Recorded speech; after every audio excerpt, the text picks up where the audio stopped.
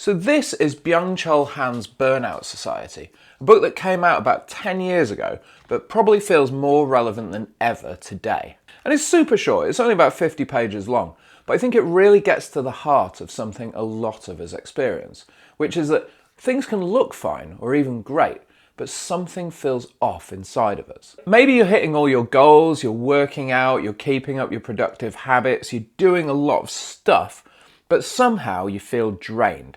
Like, no matter how much you do, it's never enough. You don't even really know what enough would look like anymore. And so if that resonates with you, this is really worth reading, but it's also kind of a difficult read. It meanders around a lot and it uses a lot of complex philosophical language. And so in this video, I'm going to lay out the main points of Han's argument. And even though he doesn't really give any concrete recommendations for fixing any of this stuff, because it's not really that kind of book, I'm going to share what's worked for me.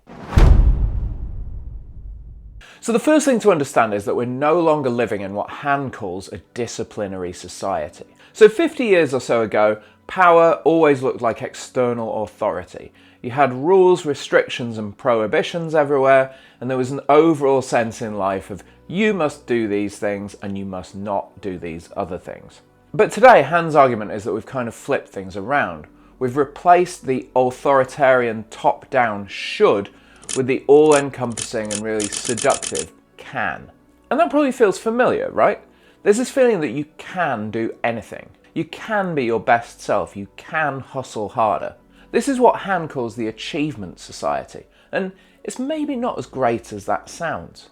There's still a constant drive to maximize production, but it comes from insiders and not external pressure.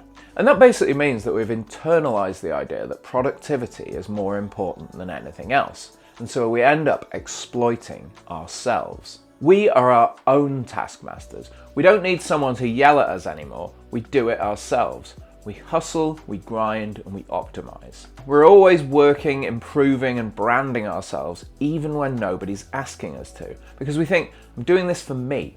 I'm building my future. I'm manifesting success. But the question is, how long can we actually keep that up? So another key idea in the book is that this obsession with achievement, coupled with the overwhelming amount of information that we all have access to basically all the time, has led to a phenomenon that Han calls hyperattention. So we're constantly bombarded with notifications, updates and distraction, and so our perception becomes fragmented and scattered. There's kind of an interesting side bit here where Han argues that multitasking is actually something that animals naturally do because they have to worry about like predators while they're thinking about where their next meal's coming from or who their next mate's going to be. But honestly, I've watched my dog quite a lot and he's very capable of focusing on one task at a time, so I'm not sure about that part. And Han also argues that we owe the cultural achievements of humanity to deep contemplative attention, and that that's being replaced by this hyperattention, or rapidly changing focus between different tasks and sources of information. That means we've lost our tolerance for boredom, which is what helps us come up with new ideas and be genuinely creative. That's something we need to rebuild, which leads us to... And so in this age of achievement, Han says that we're always performing and always producing and always trying to be productive, even in what should be our free time. And honestly, he doesn't give a lot of solutions for this, and personally it's something I've struggled with quite a lot because I do want to be productive because there are a whole bunch of things I want to achieve and a whole bunch of things I want to read and like get done. But one thing that's really helped me out comes from this Cal Newport book, which I've actually done a whole other video on, which is to limit missions, which are those things that take up a whole lot of time and focus. And so the way I think about missions is they're anything that I'm trying to really succeed or improve at. So that might be anything from writing a book to like building a following online to like entering a strongman competition or a Brazilian Jiu-Jitsu tournament. So for instance, I work out a lot, but working out isn't really a mission for me, it's just a thing that I do. And I only really need to prioritize it and make mental space for it if I'm doing something really specific and difficult, like, I don't know, entering a high rocks, which I did last year. And it's the same with stuff like playing piano or doing BJJ.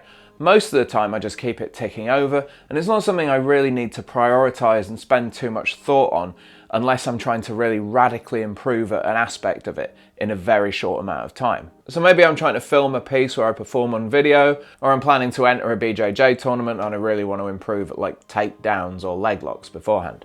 And something Newport suggests, which I think is a really good idea, is to limit yourself to a maximum of about 3 missions, and preferably just 2.